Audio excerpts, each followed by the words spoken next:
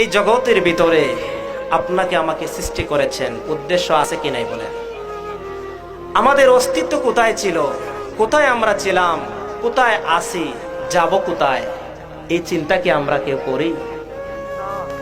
আমরা আমাদের অস্তিত্ব কোথায় ছিল, আমরা এখন আছি কোথায়, আর যাব কোন জায়গায়, এই বিষয়গুলি যখন আমরা আলোচনা করব, আমাদের আমলে জিন্দেগিতে পরিণত করব, তখন আমাদের আমলের পরিবর্তন হবে। বলেন না সুবহানাল্লাহ।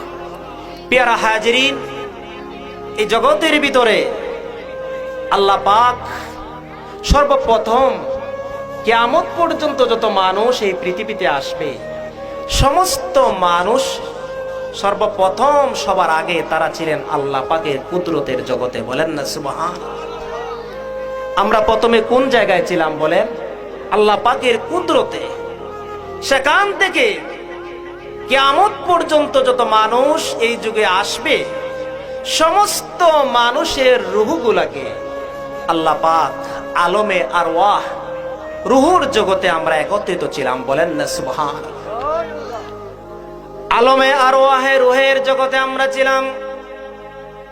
পৃথিবীর শুরু থেকে যত মানুষ চলে গেছে, যত মানুষ আসছে, আর কিয়ামত পর্যন্ত যত মানুষ আসবে, সমস্ত মানুষের রূহ, সমস্ত নবী এবং রাসূলগণের রূহ এক জায়গায় ছিল, আমরাও ছিলাম সেখানে।